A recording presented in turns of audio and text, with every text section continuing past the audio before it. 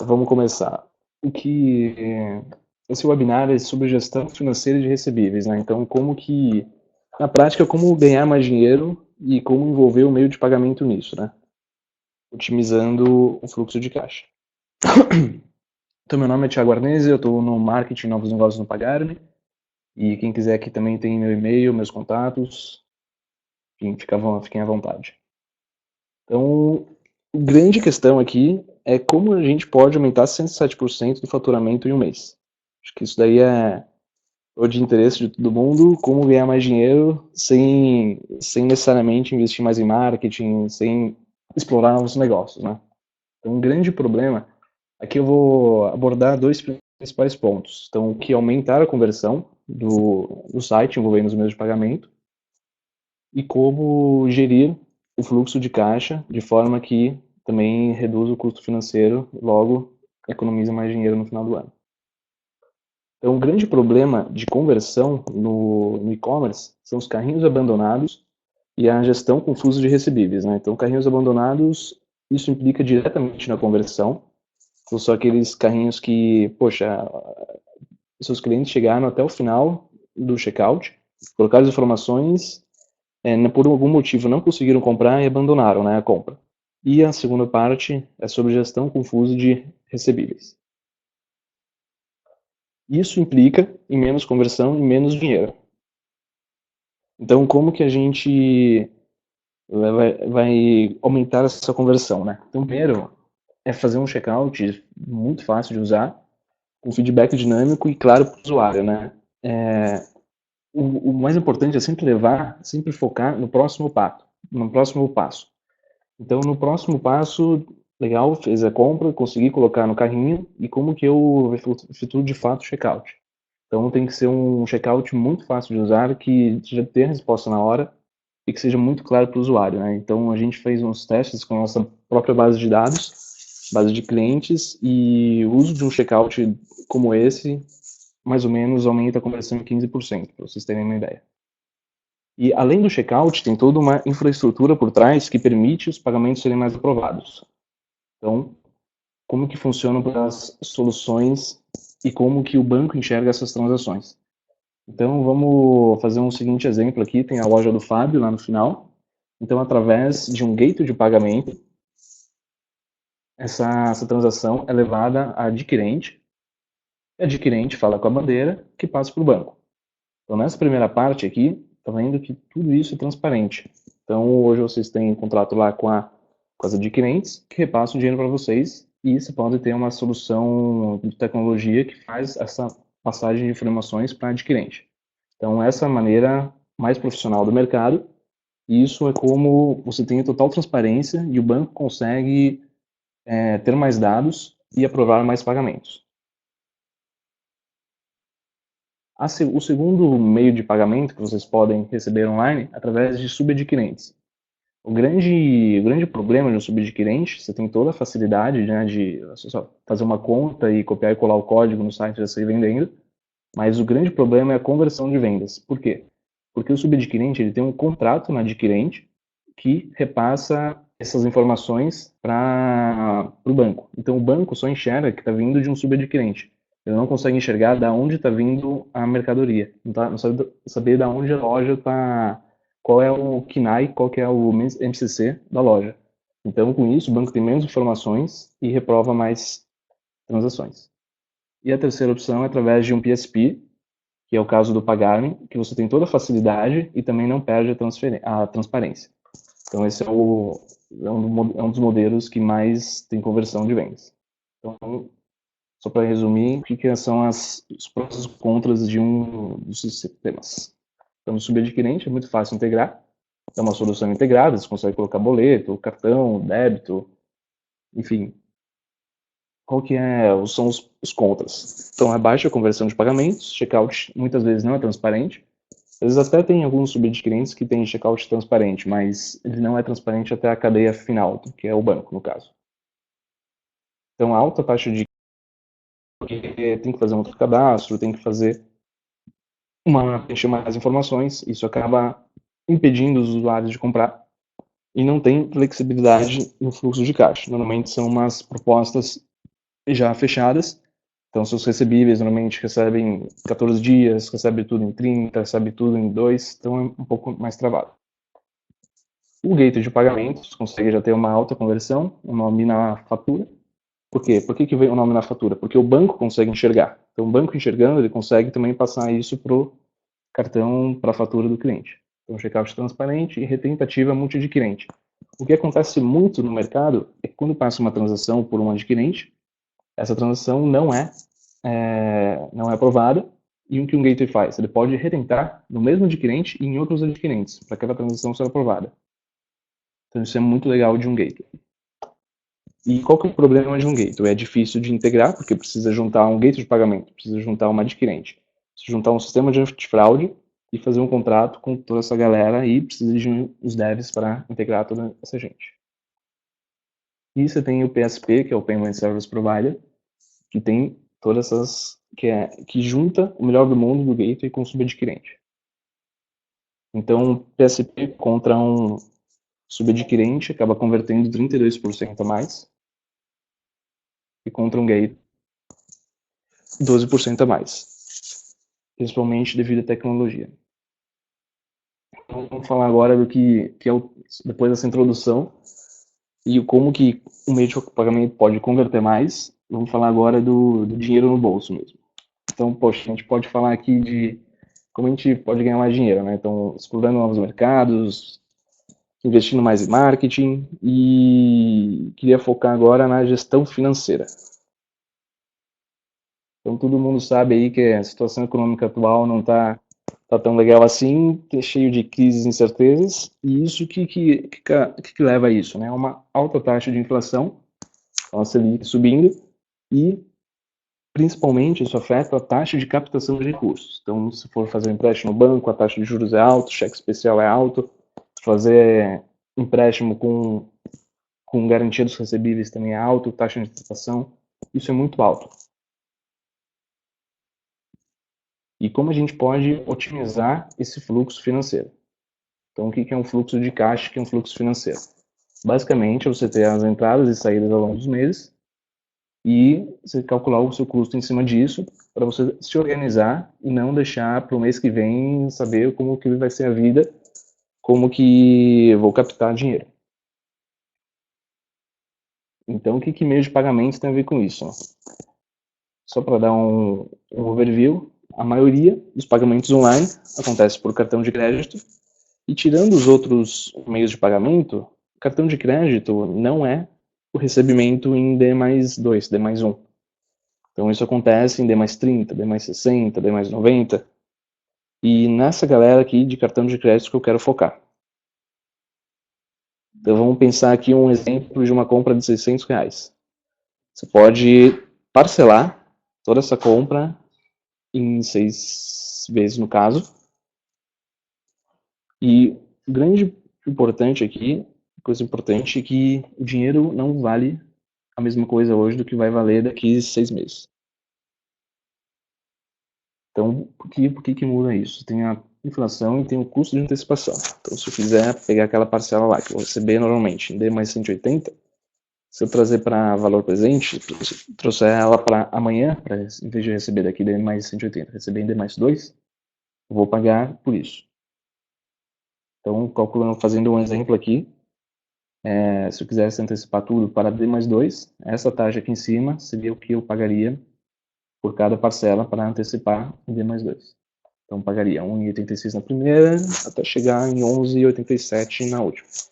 Vocês prestem atenção aqui que quanto mais longe está a parcela, mais cara ela fica para antecipar. Então, é uma média, na verdade a soma de todas essas taxas que compõem a taxa total de antecipação. Então, se a gente for usar esse exemplo aqui, uma taxa de transação normal é 3%. Um fixo sobre a transação, normalmente também tem o custo de gateway. E tem a taxa de antecipação. Vocês podem ver aqui que a taxa de antecipação é a maior. Não, dá uns 68%, se não me engano. Então, do valor total que vocês pagam em taxa, que fosse pagar numa taxa, 68%, quase 70% seria de antecipação. Então, legal. Como que a gente ganha mais dinheiro, então? Então, basta ter uma taxa de antecipação menor, certo? Só que não. O grande problema é ter um fluxo de caixa previsível e otimizado. Então, como que a gente pode resolver esse problema? Então, não é antecipando 100% sempre, né? Por quê? Porque se você faz 100% sempre, tornou o fluxo de caixa previsível, mas não tornou otimizado porque sempre tem um custo elevado de antecipação, como vocês viram, que representa quase 70%. Você pode também otimizar ou tornar o fluxo de caixa previsível estimando as vendas futuras, mas isso também não funciona, porque você não sabe quanto que, na verdade, vai receber futuramente. Então, é muito difícil ter um caixa previsível nas vendas futuras. E o que eu quero focar com vocês, então, é gerir os recebíveis e antecipação. Então, é o dinheiro que vocês já têm, o dinheiro que já ocorreu as transações e que tem a receber. E o grande foco é antecipar apenas o que precisa. Então, vamos lá. O primeiro exemplo é o seguinte. Eu tenho vários recebíveis, estamos aqui em março, temos vários recebíveis aqui, se aglomeram em setembro, outubro, novembro. E qual que seria, como que, eu tenho um buraco em março, abril e maio, preciso preencher esse buraco, porque está abaixo do meu custo. E eu tenho um capital, um caixa sobrando mais no final do ano. Então o que normalmente acontece quando você liga uma adquirente e pede para captar esse dinheiro para preencher esse buraco, né? Então o que eles normalmente fazem? Eles pegam essa taxa, eles pegam as parcelas lá do final e antecipam tudo para preencher esse buraco. Só que o que acontece, né? Isso daqui, como a gente viu lá antes, esse dinheiro a longo prazo ele custa muito. Então, as adquirentes ganham muito dinheiro e é um dinheiro que vocês não precisam necessariamente. Então, eu não preciso antecipar do final se eu não preciso desse dinheiro todo. Então, chegar em outubro, vou estar zerado de caixa. Só que as adquirentes fazem isso por quê? Porque as últimas parcelas vão ser mais caras e mais receita financeira para eles. E qual que seria o ideal? Seria o ideal pegar, porque eu estou vendo aqui meu fluxo de caixa, e o que eu tenho de sobra são só o que está acima do custo. E isso que é legal, porque você consegue enxergar seu caixa, ver o que está sobrando e antecipar apenas o que precisa. Então essa é uma maneira de otimizar nesse cenário. Segundo cenário, em março, abril, tenho buraco e preciso preencher esse buraco com antecipação. Eu vi que aqui, que maio, junho e julho também eu tenho bastante caixa. E como que se faz no adquirente? Então, são pouquíssimos os casos que as lojas têm um contrato tão bom no adquirente que conseguem antecipar do começo, escolher onde está antecipando. E normalmente, então, só para esses poucos lojistas que conseguem antecipar, por exemplo, de maio. Então, conseguiria antecipar daqui. Só que isso é legal porque consegue ter um custo menor, só que está antecipando o que não precisa também, porque vai chegar em maio, vou ter que antecipar de agosto. Chegar em julho, vou ter que antecipar de setembro. Isso começa a criar um ciclo vicioso de antecipação. Sempre eu vou depender de antecipação. E bom seria se eu conseguisse antecipar só o que está sobrando, de novo, e ainda do começo, que vai otimizar o custo financeiro, porque eu não estou pegando as últimas parcelas que vão ser mais caras. Então, essa é a solução ideal, nesse caso, para otimizar o fluxo financeiro. E o modelo ideal, e que seria o melhor dos mundos, é você ter um fluxo de caixa distribuído e que precise só de vez em quando antecipar, porque é um custo muito alto a antecipação. Então, idealmente, ter um fluxo de caixa tão previsível que você consegue ver onde estão as sobras de caixa para antecipar. Então, selecionar o que está sobrando e antecipar para preencher os buracos. Então, como fazer isso na prática, né? Como achar um meio de pagamento, como achar um sistema que consegue fazer isso. Então, primeira parte é escolher um meio de pagamento flexível que consiga escolher de onde antecipar e um modelo que seja totalmente transparente, né, que consiga enxergar os recebíveis e consiga ver onde está a sobra de caixa para antecipar, e escolher um modelo de antecipação mais adequado, porque já pronto é o ideal. Então, não necessariamente o que te vendem é o ideal para o seu negócio. Então, tem que fazer a análise dentro de casa, ver o que é mais interessante, qual o modelo e tem que seguir de antecipação. Se precisar de antecipação ainda. E ter total gestão dos recebíveis. Então, ter total gestão de conciliação, ter total gestão de da onde está vindo esse dinheiro. Então, saber da onde vem. E aqui eu vou explicitar um caso de um cliente que conseguiu otimizar bastante o caixa com esse estudo do fluxo de caixa transparente e flexível.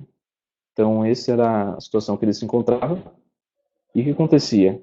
Ele antecipava 100%. De todos os recebíveis dele, ele sempre antecipava 100%. Então, mais ou menos o custo de antecipação dele era mais ou menos 70% da taxa que ele pagava por meio de pagamento. E era um dinheiro que ele não necessariamente precisava, porque sempre rodavam lá o adquirente rodava o algoritmo que maximizava o lucro da adquirente para antecipar tudo ao valor presente para esse lojista. E uma vez que ele tem um fluxo de caixa que, se ele enxerga isso, ele enxerga que durante os meses ele não precisa antecipar sempre. Ele tem caixa que vai conseguir suprir as despesas dele. Então ele consegue selecionar só o que ele vai precisar realmente antecipar. Então é uma economia significativa de custo financeiro. Então nesse exemplo aqui, ele teve um ganho de conversão de 5% por causa de tudo aquilo que a gente falou, de checkout, da experiência do usuário e da transparência até o banco, então, e retentativas, né? Então, por 3 motivos. Checkout transparente, não somente checkout transparente, mas um checkout que seja fácil das pessoas entenderem e de finalizar a compra. A transparência até o elo final do ciclo, né? Então, a transparência até chegar no banco, o banco ter mais informações, mais parâmetros para poder analisar a transação e aprovar mais. E a retentativa, não só em uma adquirente, mas pegando, por exemplo, não passou uma adquirente, vamos passar para outra, vamos passar para outra, senão vamos tentar tudo de novo. E com isso, aumento de conversão de 5%. O custo de adquirência, consideramos aqui 3%. O volume de antecipação mensal caiu de 100% para 80%, porque agora só antecipa o que precisa. E parcelamento médio 10 vezes. Então, e antecipação pede 2 vezes ao mês. Por quê? Não necessariamente ele precisa de dinheiro todo dia. Ele não precisa que o meio de pagamento deposite na conta dele todo dia aquele montante. Então, normalmente as empresas têm 2, 3, 4 dias que precisam, na verdade, do dinheiro para pagar fornecedores, matéria-prima, salários. Então, não precisa necessariamente ser todo dia esse recebimento. Então, com isso, o que ele tinha 5 milhões, anual 60 milhões, então o custo financeiro dele era de 630 mil por mês, anualmente 7 milhões e 560, e no resultado dava mais ou menos uns 52 milhões de lucro bruto. Otimizando, o que a gente conseguiu fazer? Então, esse aumento de conversão no volume mensal dele, uma redução no custo financeiro, então agora, por aquele modelo de antecipação que a gente viu aqui em cima, ele não precisava antecipar tudo e ele antecipa só do que realmente precisa. Então, realmente só antecipa do que está sobrando. Isso dá uma economia no final de quase um mês de faturamento. Então, você conseguiu ganhar mais dinheiro, conseguiu ganhar 8%, quase 9% ao ano de mais dinheiro. Então, isso que é o grande aqui da questão. E como que a gente consegue conciliar tudo isso, né? Como que eu acho que um outro grande problema dos gestores financeiros, dos CFOs das empresas e mesmo das pessoas que estão tocando a área financeira é fazer a conciliação de todos os pagamentos, né? Poxa, mas eu estou antecipando aqui só o que eu preciso, mas como vai ser o custo disso? Como vai ser o custo por transação? Como que eu vejo isso? E o que tem atualmente é você fazer sempre a conferência, né? E tem muita gente que faz isso na fé. Então vai lá no Internet Banking, confia lá no meio de pagamento, confia que tá tudo certo, baixa o arquivo OFX lá do banco para fazer a conferência, a conciliação, no PROC-V, um monte de Excel. E, na verdade, o que precisa é de um sistema automático, precisa de uma simples conferência, né, só para ver se está certo mesmo, e que esteja no máximo um PROC-V de distância. E o que a gente oferece no Pagar.me quanto a isso? Então, você consegue ver sempre tudo o que aconteceu. Então, transação dia a dia, custo dia a dia.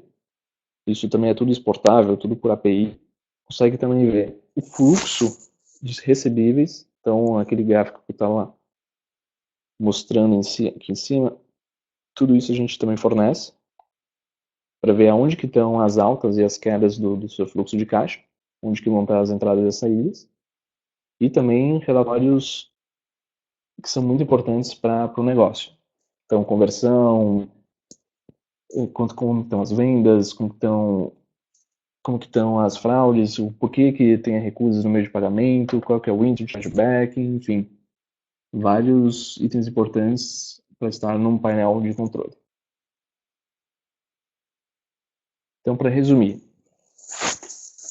o grande diferencial hoje é otimizar o fluxo de caixa. A gente já viu com vários lojistas, poxa, agora também com essa partilha do ICMS, vários lojistas que diminuem significativamente a margem de lucro que tem no negócio e precisam investir em novos negócios, investir mais em marketing e como fazer isso render, né? Então acho que o grande diferencial hoje é não ter um funil de vendas, ter que a gente chama de peneira, né? Porque não chega nem a ser um funil. Então, acho que o grande diferencial hoje do e-commerce online é virar um funil de fato e não uma peneira. Então, não perder no meio de pagamento, não perder vendas, porque a margem já está muito baixa, né? E, segundo lugar, buscar um meio de pagamento ou um modelo de antecipação que mais atende à necessidade da empresa. Então, não necessariamente é um modelo ideal, é antecipar 100%, é receber todo dia. O modelo ideal é o que mais se adequa à sua empresa, né? Então, não tem um modelo certo e um modelo errado. É um modelo mais adequado à sua empresa. E tem um fluxo de informações que seja claro e fácil de lidar. Então, que não seja confuso, que não seja uma taxa mítica, né? Que não seja uma conciliação de confiar apenas, mas que consiga ver tudo isso de forma clara e transparente. E, pessoal, é isso. Se vocês quiserem também, podem acessar esse link que eu envio uma planilha com o faturamento de vocês, como otimizar. Acho que é bem legal. Também tem meus contatos. E agora eu vou deixar aberto para dúvidas. Então, se tiverem qualquer tipo de dúvida, pode deixar aqui no chat e eu respondo para vocês. Tá legal? Muito obrigado, viu? Grande abraço. Dúvidas, pessoal?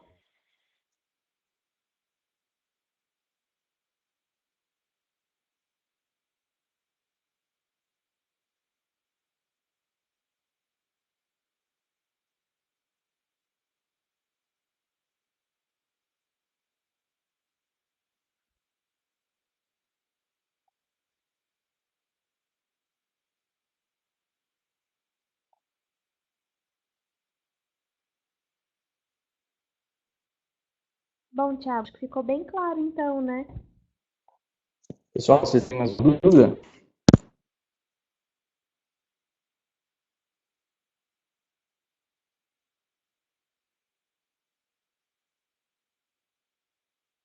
Tá legal, então. Então, qualquer dúvida, pode também mandar no meu e-mail. Tem os meus contatos Surgiram aqui. algumas dúvidas, Thiago. Legal.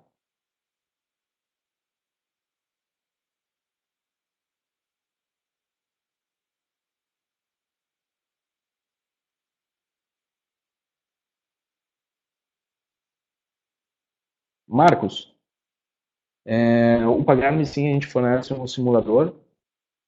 Eu peço para que você entre nesse link aqui no final, que aí eu consigo te mandar uma simulação da sua loja, como que funciona e qual seria o melhor modelo. Tá legal?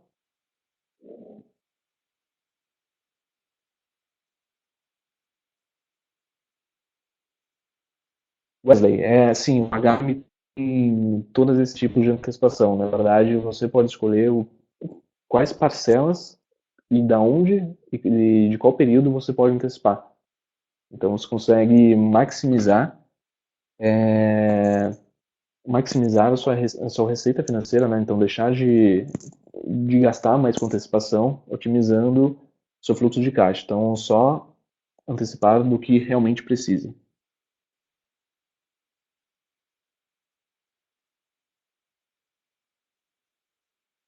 Não precisa.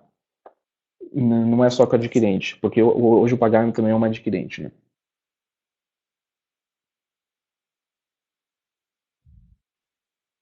Rafael, a gestão de fraude no boleto bancário acho que o grande problema da fraude no boleto bancário era aquela de alterar a URL, né? Alterar a informação. Então, por exemplo, entre clicar no botão, quero pagar com boleto, geração do boleto, tem um caminho ali, né?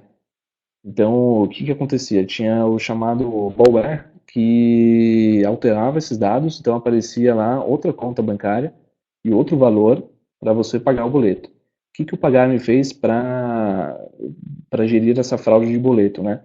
Então, qualquer mudança nos parâmetros da solicitação enviada de boleto, que seria do seu sistema, por exemplo, e o boleto gerado, isso já cancela o boleto, a tela fica preta na hora e uma notificação enviada para você. Então não tem essa questão de fraude de boleto mais, pelo menos com a gente.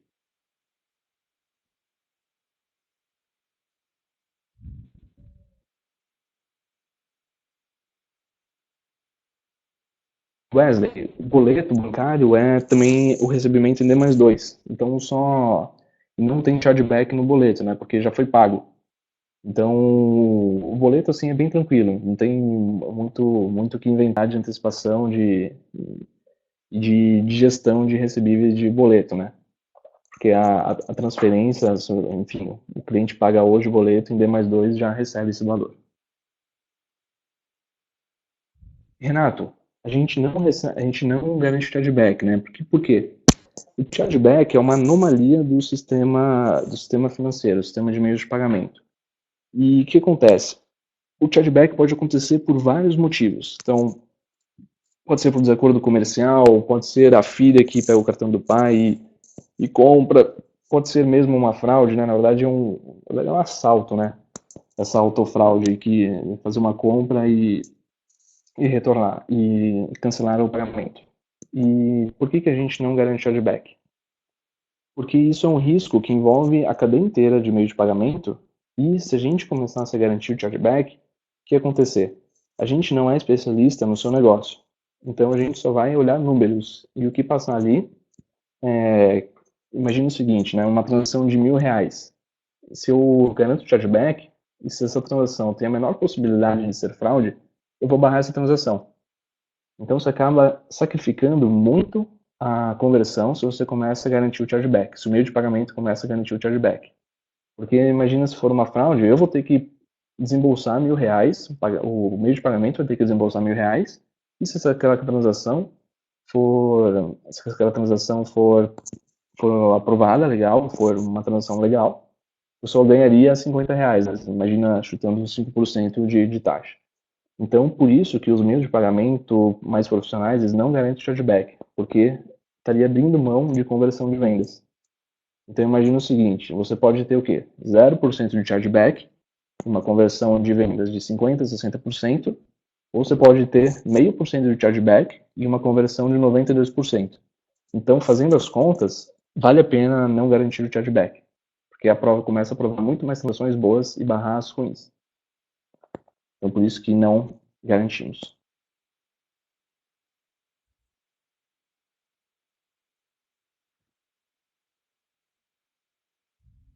Eliandro, eu não entendi sua pergunta.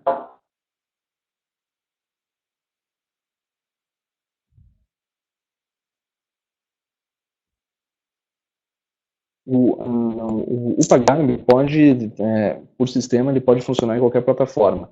Mas o que acontece? Você tem dois tipos de plataformas. Plataformas abertas, então a gente desenvolve os plugins para integrar nessas plataformas abertas, e tem as plataformas fechadas, que aí precisa de parceria com as plataformas para entregar o Pagar.me. Então hoje nas principais plataformas a gente está integrado, então consegue ter toda essa gestão também.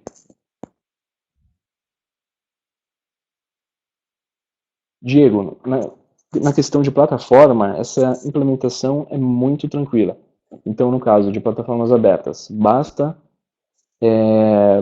baixar o plugin, instalar o plugin, e na questão de plataformas fechadas, é escolher o Pagar.me ou outro meio de pagamento como o recebedor, como o operador financeiro daqueles pagamentos.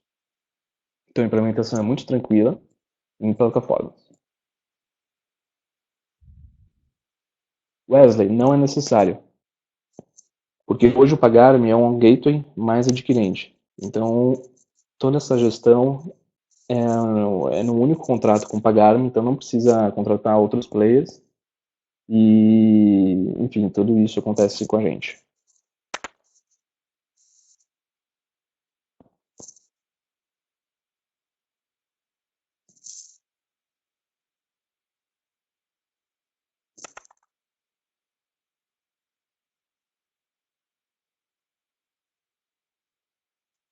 Wesley, as taxas eu peço para você enviar para o meu e-mail, porque depende muito do modelo de negócio e depende muito do modelo de negócio e do faturamento da empresa. Então eu não posso te passar umas taxas fixas, porque, por exemplo, se você entende que uma taxa que você não precisa de antecipação, então eu não tenho porquê de cobrar mais por uma taxa de antecipação. Enfim, uma análise mais consultiva. A gente quer ser parceiros a longo prazo, então por isso que a gente não é fixo nem em modelo de antecipação e nem em taxas. Então, por exemplo, se você me fala que tem um ticket mais baixo, a gente tem uma taxa fixa de gateway. Então a gente consegue diminuir isso e aumentar o percentual, por exemplo. Então depende muito do modelo de negócio.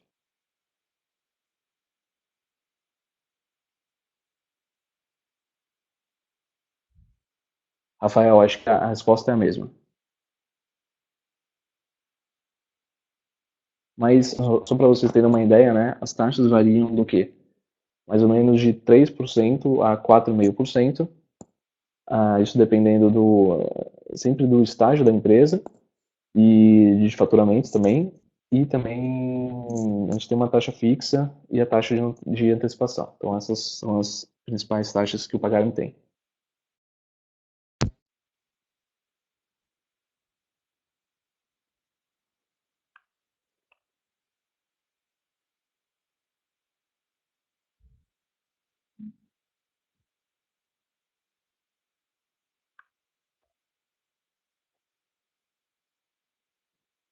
Mas tem uma Beleza? pergunta por aqui. Mais nenhuma pergunta, pessoal?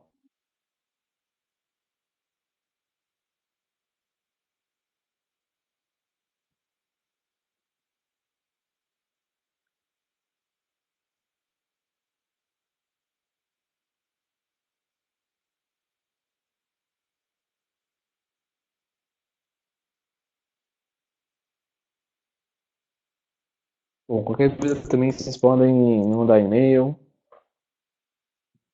tem meus contatos aí.